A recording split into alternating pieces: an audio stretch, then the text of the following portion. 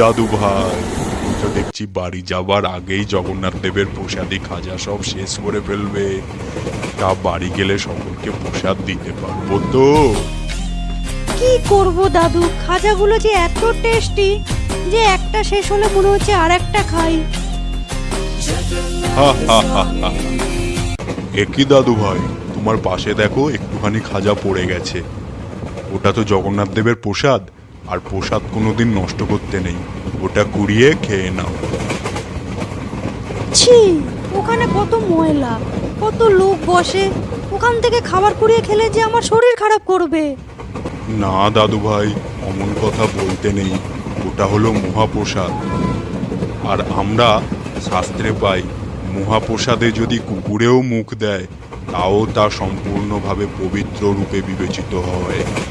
তোমাকে তাহলে একটি সত্য ঘটনা শোনাই।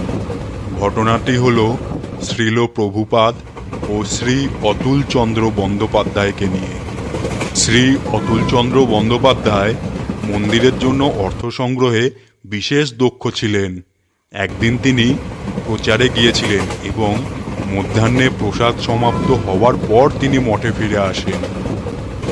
এ কি প্রভু, আমার জন্য একটুকু প্রসাদ রাখেননি? হরে আমার কৃষ্ণ এখন হরে পেটে কৃষ্ণ প্রচুর কৃষ্ণ খিদে। কৃষ্ণ আমি হরে এখন হরে কি করি? হরে রাম। কি করে এই খিদে মেটাই? অতুলচন্দ্র, আমার সাথে এসো। এ কি প্রভুপাদ, আপনি লাঠি হাতে আমাকে নিয়ে কোথায় যাচ্ছেন? হেই হেই হুস। এ কি, আপনি আবর্জনা স্তূপ থেকে উচ্ছিষ্ট খাবার তুলে কেন খাচ্ছেন? তাছাড়া এতে কুকুরেও তো মুখ দিয়েছে। এটা মহাপ্রসাদ, তুমিও গ্রহণ করো। এই ঘটনার মাধ্যমে শ্রীল প্রভুপাদ আমাদেরকে মহাপ্রসাদের অচিন্তনীয় মূল্য সম্পর্কে শিক্ষা দিলেন।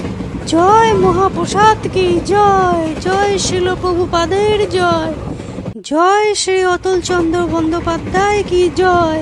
শ্রী অতুলচন্দ্র বন্দ্যোপাধ্যায়ের সন্ন্যাস গ্রহণের পর নাম হয় শ্রীল ভক্তি সারঙ্গ গোস্বামী মহারাজ।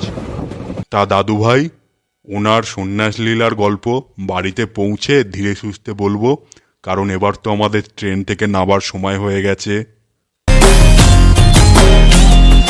Jagannatha Swami